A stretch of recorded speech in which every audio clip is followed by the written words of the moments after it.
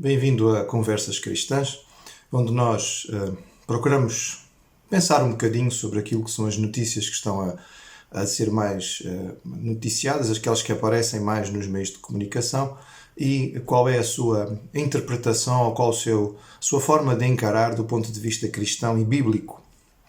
Nós estamos a completar 75 anos da libertação do campo de concentração de Auschwitz, o mais famoso no sentido negativo de todos os campos de concentração nazistas durante a Segunda Guerra Mundial.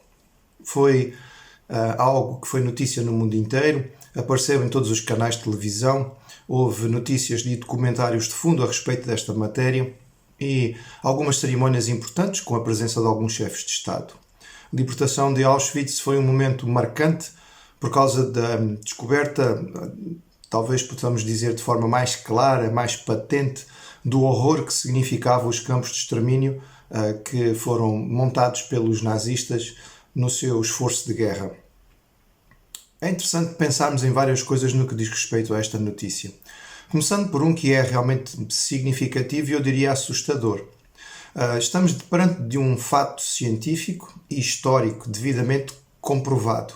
Foram eliminados cerca de 6 milhões de judeus. Não é propriamente uma coisa que se possa esconder com facilidade. Não é algo que se possa inventar. Não foram 6 mil, nem 60 mil, nem 600 mil. Foram 6 milhões. Nós ainda estamos num período do tempo em que podemos encontrar testemunhas vivas, não somente de pessoas que estiveram ali presos, como pessoas que participaram da libertação ou que estiveram na linha da frente da libertação. Não será muito mais, dentro de alguns anos já não haverá testemunhas oculares vivas deste evento. E já hoje se coloca em causa e se põe dúvidas a respeito disto, que é algo mais do que confirmado. O que nos mostra o poder dos mídia. Os meios de comunicação muitas vezes interpretam as coisas da maneira que lhes interessa e em vários lugares do mundo hoje o Holocausto judaico, a eliminação maciça dos israelitas pelo sistema alemão nazista é apresentada como um facto que não se pode comprovar, algo que na verdade não foi bem assim, que há muita extrapolação desta informação e várias outras coisas tentando tapar aquilo que é bastante evidente. Nós precisamos estar atentos àquilo que recebemos por parte das notícias. Elas nunca vêm a nós de forma pura e simples. Há sempre algum aspecto de interpretação. E nós temos que perceber o que é que está por trás desta interpretação. A cosmovisão que dita a liderança ou o domínio de uma rede de televisão, de um conjunto de meios de comunicação e o que é que realmente estão a tentar transmitir. E não sermos, ingênuos ao ponto de achar que realmente estamos a receber notícias puras. Este é um facto confirmado e é um momento histórico que é marcante e que nos fala de algo que é terrível e que, por mais campanhas que existam, cresce no mundo, que é o racismo. O racismo, o etnocentrismo, que faz com que as pessoas valorizem mais uma raça do que outras. E por mais que a gente queira dizer que não, a verdade é que ele está por todo o lado. É muito difícil ser imparcial. Todos nós temos uma dose significativa de etnocentrismo. É muito mais fácil aceitar e admitir aquilo que é parecido connosco. Eu posso dizer que, talvez durante toda a minha vida, experimentei o que é estar do lado da minoria e ser discriminado por não pertencer à raça ou à etnia ou ao grupo que fazia parte da maioria. Desde criança que tenho vivido esta experiência de morar em lugares diferentes e pouco estar na minha própria terra. Eu nasci no Brasil, mas fui criado em Portugal e experimentei desde muito cedo o que era a diferença de não pertencer e não ser daqui, propriamente dito. Eu sofri na escola com professores que me bateram para que eu deixasse de falar com sotaque brasileiro, porque eles achavam que isto era uma forma de provocação dos colegas. Até à universidade, tive um professor que me disse que os alunos brasileiros eram todos muito fracos e que, portanto, obrigatoriamente eu não podia ter uma nota muito boa. Eram sinais claros de racismo, de etnocentrismo, que distinguia o outro não pelo aquilo que valia, mas simplesmente pela sua raça. Vivi alguns anos na África subsaariana. Experimentei o que era, todos os dias ao sair à rua, ouvir as pessoas se dirigirem a mim dizendo "ó branco", porque de facto o racismo está em todos os lados.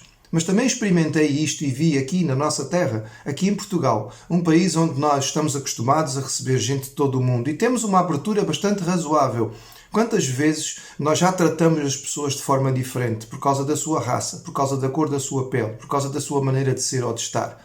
Experimentando isto em primeira mão, o fiz inclusive no meu país. O Brasil, um país que é marcado pela mistura de raças e pelo conjunto de pessoas diferentes. Mas verifiquei na minha própria família a diferença que faz. Basta ser um pouco mais moreno e a maneira da polícia encarar já é completamente diferente. O que talvez a nossa cultura ocidental não perceba é que o racismo que está por trás do Holocausto nazista tem muito a ver com a forma como temos sido ensinados a olhar para a humanidade. A teoria da evolução nos diz que nós estamos aqui por acaso e que somos um processo evolutivo. O nazismo foi buscar e foi beber às fontes que dizia que há raças superiores e há raças inferiores que estão em pontos diferentes do processo evolutivo. A raça ariana superior achava-se com o direito de poder eliminar todas as outras que eram consideradas inferiores.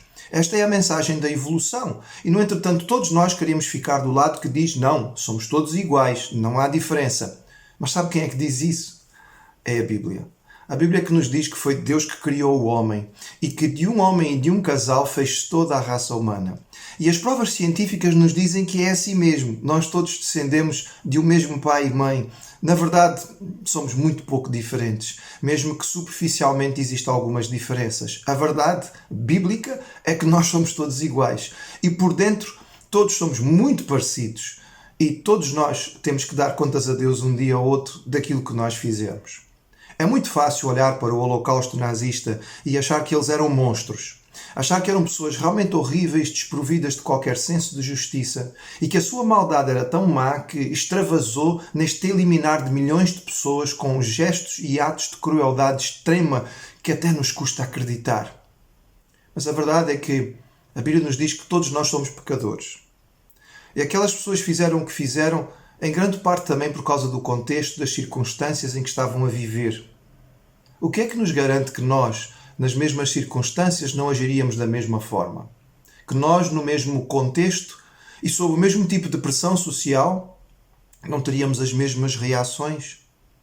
Nem todos aqueles que foram chefes de campo de concentração e que acabaram por participar do eliminar de milhões de pessoas eram necessariamente gente má ou gente ruim ou com problemas psicóticos.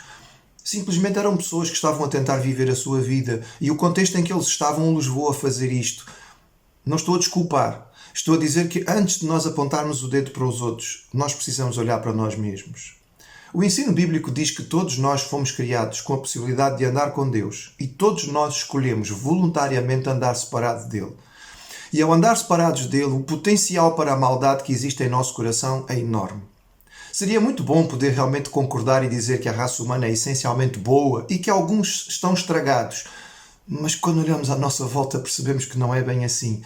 E quando olhamos para o espelho, se calhar ainda ficamos mais assustados. Nós precisamos de redenção, nós precisamos ser resgatados, nós precisamos ser transformados e não é por fora, é por dentro. Mas essa transformação nós não conseguimos fazer sozinhos. Nós não somos capazes de mudar aquilo que realmente precisa ser mudado. Isso só pode ser feito de fora, por alguém que age e que trabalha em nossos corações e no nosso interior. A Bíblia diz que esse alguém é Jesus. Ele veio, é Deus encarnado, o nosso Criador que tomou a nossa forma, para viver a nossa vida e sofrer a nossa morte, e para desta maneira permitir que nós voltássemos à origem, ao princípio, ao paraíso, que era andar com Deus. Não que nós vamos conseguir nesta vida que isto aconteça porque estamos cercados de maldade por todo o lado, mas aqui podemos começar a andar com Deus e começar a fazer a nossa parte para que este mundo seja melhor e seja diferente. A melhor lembrança e homenagem que nós podemos fazer aos milhões que morreram no Holocausto é não esquecer, por um lado, e por outro, fazer todo o possível para que, da nossa parte, o mundo em que nós estamos é um mundo melhor. Nós começamos isto reconhecendo os nossos pecados, confessando o nosso mal diante de Deus e pedindo claramente que Ele tenha misericórdia das nossas vidas. Olhando para Jesus e percebendo que na cruz Ele morreu pelos nossos pecados e Ele nos oferece a salvação. Assim nós podemos começar uma relação com Deus, não com uma religião ou uma igreja, uma relação pessoal com Deus, que nos transforma, nos dá um novo começo, nos permite participar de uma nova humanidade e aí sim, participar de um mundo melhor.